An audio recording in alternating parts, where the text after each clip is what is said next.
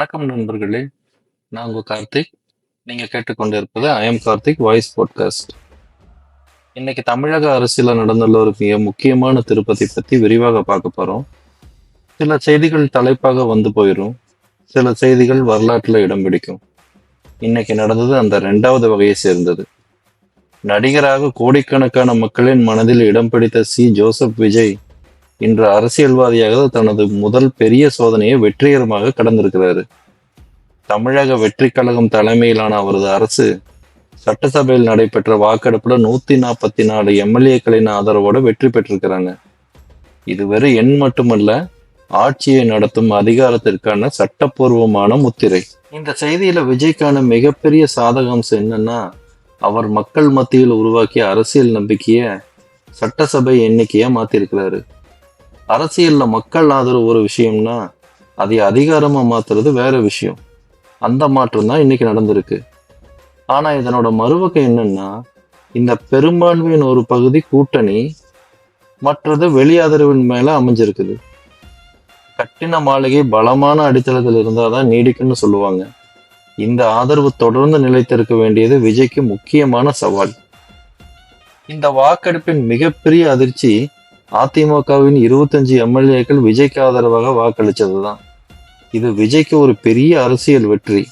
ஏன்னா எதிரணிக்குள்ள இருந்த பிளவு அவருக்கு நேரடி பலமா மாறியிருக்கு. எதிரியின் பலவீனம் உனது பலம் என்ற பழமொழி இங்க முழுமையா பொருந்தது. ஆனா இதுக்கும் ஒரு பாதகம் இருக்குது. இன்னைக்கு ஆதரவா இருக்கிறவங்க எல்லாருமே நாளைக்கு வேற முடிவு எடுத்தாங்கன்னா, அரசியல்ல நிரந்தர நண்பர்களும் இல்ல, நிரந்தர எதிரிகளும் இல்லைன்னு சொல்லுவாங்க. ஆனா இந்த ஆதரவு விஜய்க்கு பலம்னு சொன்னாலும் அதே நேரத்துல நிலைத்தன்மைக்கான ஒரு எச்சரிக்கையாகவும் இருக்குது. அதிமுக பொதுச் செயலாளர் எடப்பாடி பழனிசாமி விஜய்க்கு ஆதரவா வாக்களிச்ச 25 பேரையும் கட்சி பொறுப்புகளிலிருந்து நீக்கி அவங்கள தகுதி நீக்கம் செய்யணும்னு சபாநாயகர்கிட்ட மனு கொடுத்திருக்கிறாரு. இது விஜய்க்கு 2 விதமான தாக்கங்களை ஏற்படுத்தலாம். குறுகிய காலத்துல எதிரணியை பலவீனப்படுத்திய தலைவராக அவரை பார்க்கலாம். ஆனா சட்ட ரீதியாக இல்லைன்னா அரசியல் ரீதியாக இந்த விவகாரம் நீண்டுட்டே போச்சுன்னா தேவையற்ற சர்ச்சைகள் அரசின் கவனத்தை சிதறடிச்சிடும். இன்னைக்கு முக்கியமான சட்ட திருப்பமா தமிழக வெற்றி கழகத்தோட எம்எல்ஏ ஸ்ரீனிவாச சேதுபதிக்கு சுப்ரீம் கோர்ட் ஆஃப் இந்தியா இடைக்கால நிவாரணம் வழங்குச்சு. ஒரு வாக்கு வித்தியாசத்துல ஜெயிச்ச அவரை நம்பிக்கை வாக்கெடுப்புல பங்கேற்கிறதுக்கு அனுமதிச்சது விஜய் அரசுக்கு ரொம்ப உதவியா இருந்தது. இதனோட சாதகாம்சம் என்னன்னா, அரசுக்கு சட்ட ரீதியான தற்காலிக பாதுகாப்பு கிடைச்சிருக்குது. பாதகாம்சம் அடிப்படை தேர்தல் விவகாரமே இன்னும் முழுமையா முடிவுக்கு வரலங்கிறது தான். நம்பிக்கை வாக்கெடுப்புல வெற்றி பெற்ற உடனேயே முதல்வர் விஜய் நீட் தேர்வு ரத்து செய்யப்பட்ட விவகாரத்துல தனது நிலைப்பாட்டை என்னன்னு வெளிப்படுத்தினாரு. கேள்வித்தாள் கசிவு காரணமா நீட் யூஜி தேர்வு ரத்து செய்யப்பட்டதை தொடர்ந்து தேர்வு முறையின் அமைப்பு சிக்கல்கள் மீண்டும் வெளிச்சத்துக்கு வந்திருக்குதுன்னு அவர் சொன்னாரு. இது விஜய்க்கு மிகப்பெரிய அரசியல் பலம். மாணவர்கள் மற்றும் பெற்றோர்களோட மனநிலையை புரிஞ்சு பேசும் தலைவராக அவர் தன்னை காட்டிக்கிட்டாரு. இன்னைக்கு விஜய்க்கு கிடைச்சிருக்கிற மிகப்பெரிய பலம் என்னன்னா, மக்களோட எதிர்பார்ப்பு. ஆனா அதே நேரத்துல அதுவே மிகப்பெரிய சுமையாகவும் மாறும். அளவுக்கு மீறினா அமிர்தமும் நஞ்சுன்னு சொல்லுவாங்க. மக்கள் வைத்திருக்கும் நம்பிக்கை அளவுக்கு மீறிய எதிர்பார்ப்பாக மாறிச்சுன்னா சிறிய தாமதங்கள் கூட பெரிய விமர்சனங்களை கொண்டு வந்துடும்.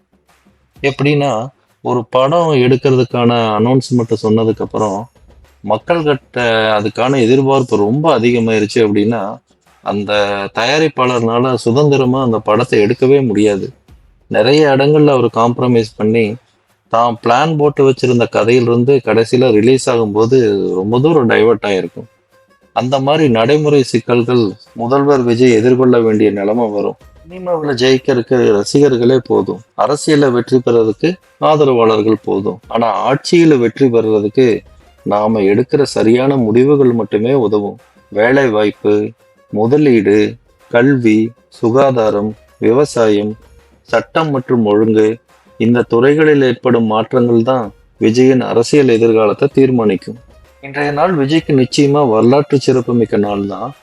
அவர் அரசியல் ரீதியாக தனது பலத்தை நிரூபிச்சிருக்கிறாரு.